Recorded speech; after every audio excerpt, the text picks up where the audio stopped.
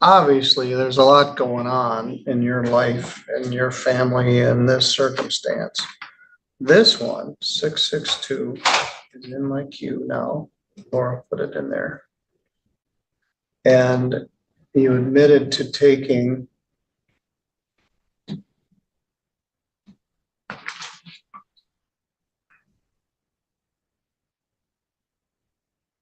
some item. Then after this, you had some other things going on. I set the matter for sentencing today. And here we are. You posted a $100 bond in this case. Ended up on Facebook and social media, and everybody had an opinion about it. What would you like me to know, Mr. Gibson? When we were here previously, when she did the plea, the court, I think, inquired if that she had any documentation to show that she had taken apparently one of her children to the Center for Health and Wellness on that same day.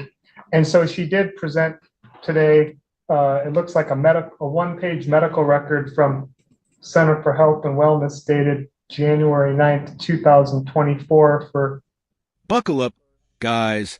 Today we're going to witness a courtroom unraveling a storm of social media fallout, family pressure, and legal consequences. The judge sets the stage, referencing a prior incident and a $100 bond, while the defendant faces scrutiny over a seemingly minor theft that has escalated far beyond the store. Emotions and stakes are high, and the tension is palpable from the very first words. One of her children. Well, she said that they went by ambulance, in fact, hadn't they? No, I went by ambulance that night to a mental facility because this completely destroyed my family. And so if the court, I can provide the court the medical record if they want, if the court needs the medical record. Yeah, let's take a look at it. Now, as far as the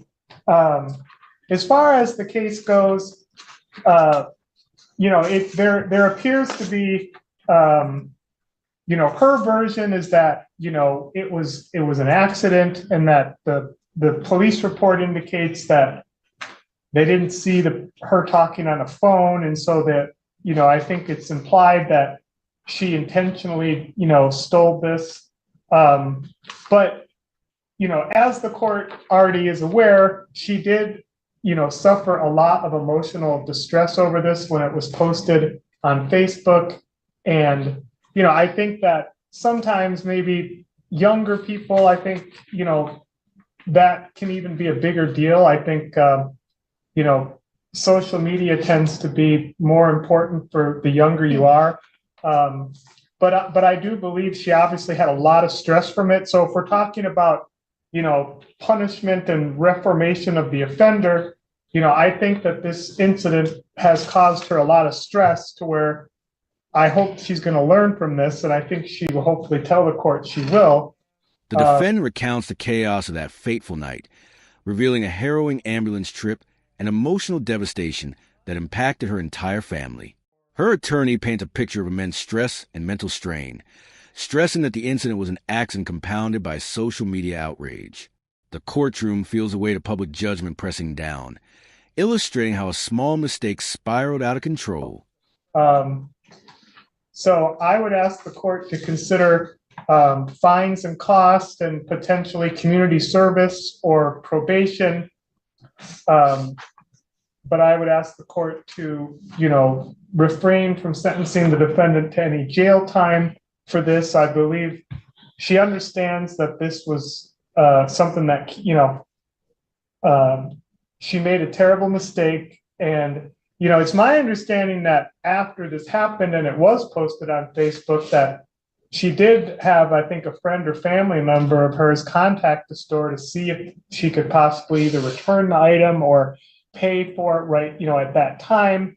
And, they indicated that they were just, that they were pressing charges and they didn't want to take the payment or anything. But she did try to resolve it, because I think part of the reason why this caused her so much stress is it's my understanding before this happened, she was like a regular customer at that store. That's what the owner said. And felt that she had, a relationship with the store. So I think the attorney continues, emphasizing the defendant's efforts to make amends with the store. Despite her attempt to return the item or pay for it, the store refused, escalating her anxiety.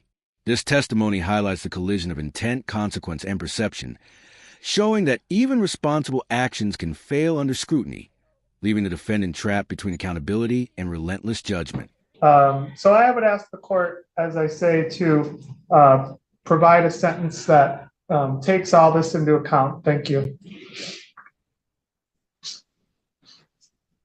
Did you spend a night in jail? No, that night, when it came about and I realized what had happened, I had checked myself into a mental institution.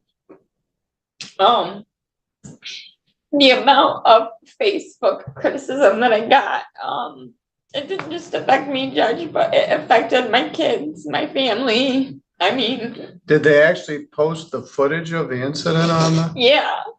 I mean, I felt like I was under. We've got Kleenexes right there. I felt like I was on trial on Facebook. I mean, I got so many shares, and my kids had to endure that at school.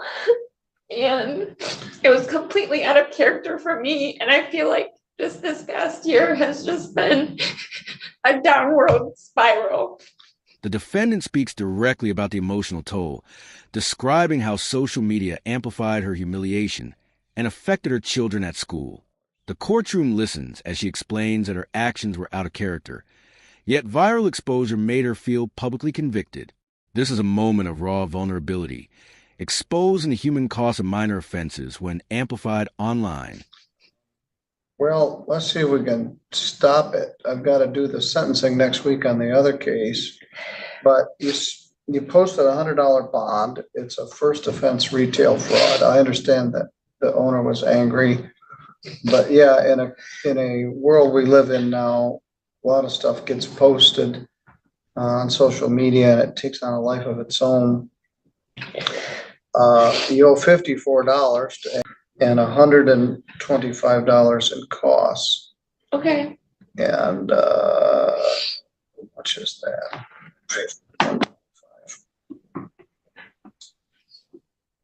Is $179. The attorney fee will be $11. Mr. Gibson certainly did $21. Total is $200. You posted $100 of bond, so you owe $100. The restitution will come out of the bond, so Ms. Hitt will get paid forthwith. I'm going to give you until November 6th. Thank you, your judge. If you need more time, we can talk about it. Okay. The court begins detailing the financial consequences, fines, court costs, and bond obligations. Each number adds weight to the narrative, underscoring the tension between legal procedure and personal consequences. Observers see how the law quantifies mistakes while the human story of anxiety and social scrutiny looms large behind each figure. Okay. Now, there you go. Thank you. Now, this deal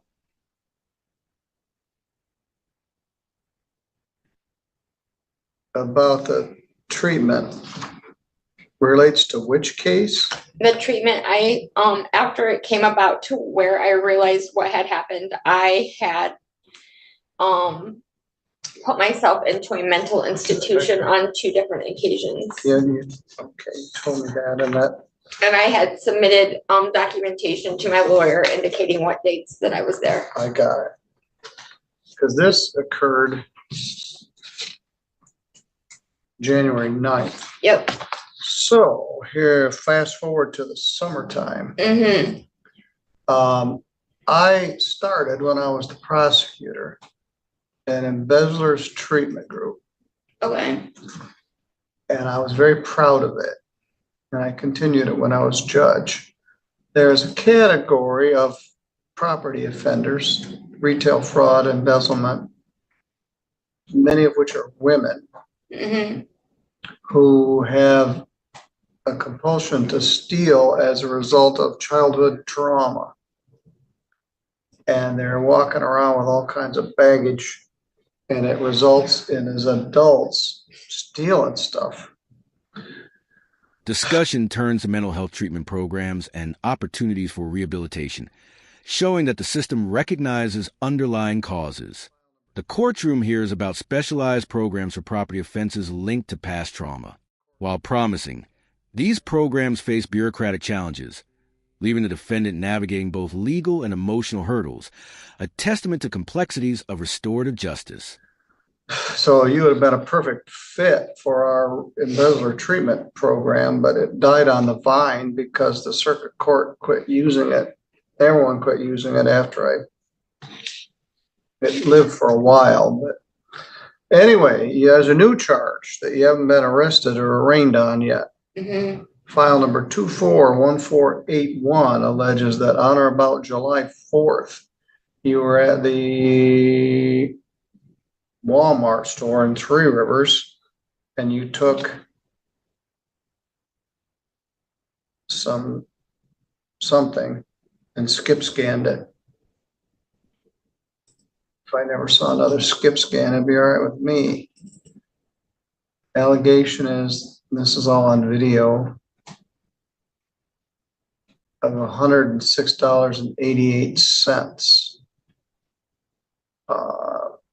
That's a misdemeanor. They charge this under city ordinance, punishable by up to 90 days in jail and a fine of up to $500. How do you plead to that charge? I don't remember being there on that day. However, if I was there and they have video, I feel like with everything that had happened prior to a couple of weeks ago with my domestic violence case, I think it just all goes hand in hand. All right, there is a charge where you could plead no contest. By pleading no contest, you don't admit what happened, but you also don't deny what happened. A new charge emerges, an alleged theft at Walmart documented on video. The observer senses rising suspense as the defendant struggles to recall the incident, creating a gray zone between memory and accountability. The prosecutor outlines the misdemeanor, and the courtroom braces for the unknown, as this new charge threatens to complicate an already fraught legal journey. And you allow or accept that a conviction would enter. This was What does that mean? well, I'll explain in a minute. See if this jogs your memory. You were in the store for 48 minutes. You scanned a comforter set that was worth $56.88, but you put a $5.96 tag on it. You scanned a $39 camera that didn't scan and 2 sodas. You paid for the sodas and the small blanket. You purchased $10.77 worth of stuff with a $20 bill, but the other items totaled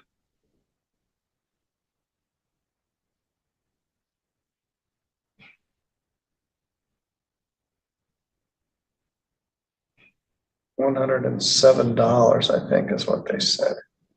106.88. All right. One reason for pleading no contest is you don't have a memory of what happened. This happens sometimes in alcohol cases. Someone is drinking and driving, they hit a tree and they don't remember anything about it, and they wake up in the hospital. Mm-hmm. And they say, well, I didn't say I didn't do it, I just don't remember it. Mm-hmm. All right, that's no contest. If you plead no contest, you don't admit what you did, but you also don't deny it. You would accept or allow that a conviction would enter. The judge explains the nuances of pleading no contest, detailing scanned items, prices, and discrepancies.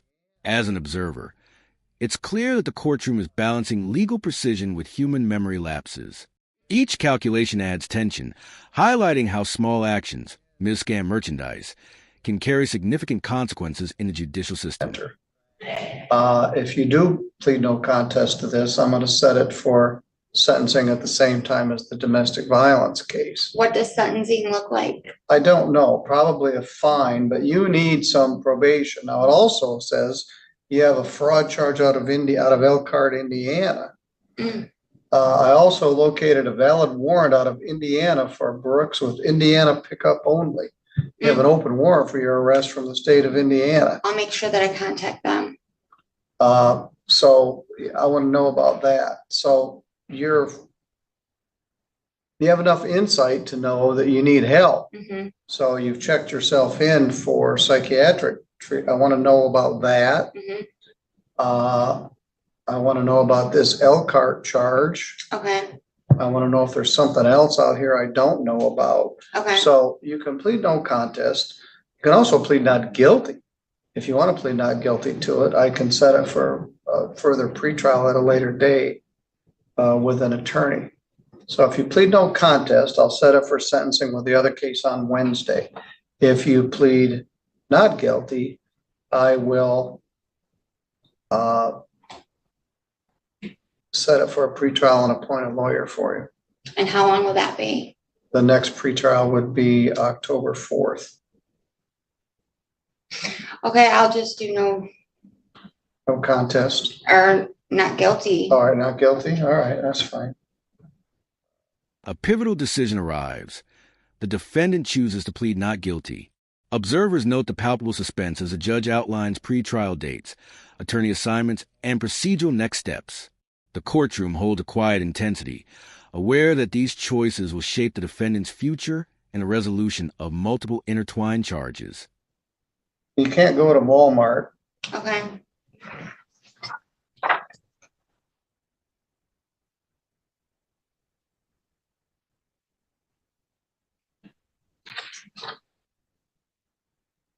This is an open warrant. Arraignment.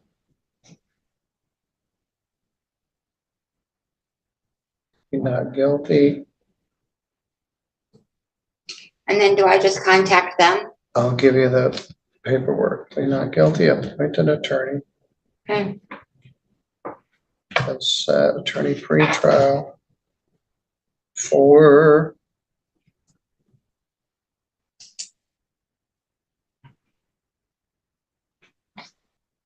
$10, $5, $8:30. Call warrant.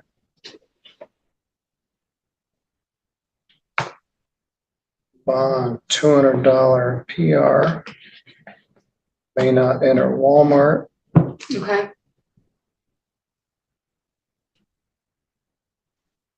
I saw on that paperwork you gave me that you got your prescriptions at Walmart. No, I have my prescriptions at Walgreens. Oh, Walgreens. All right, very good. You can go to Walgreens. You can't go to Walmart. Okay. Restrictions are imposed, barring entry to Walmart while clarifying prescription access. The courtroom navigates practical realities of daily life against legal limitations. From an observer perspective, this is a tense negotiation between personal freedom and judicial oversight, illustrating how even small legal mandates carry ripple effects on routine activities. And can I ask a question? Yes. So will I contact that warrant department and figure out what I need to do with them? In Indiana? Yeah. Yeah, I don't know. Well, Elkhart County. Yes. Okay. I don't, that's all I know about it. Okay. But they have a warrant for your arrest for some sort of fraud charge, but they didn't want to extradite you. So I don't know anything about what Okay. it's about. I will definitely call them today and figure out what is going on there. All right. I recall this incident.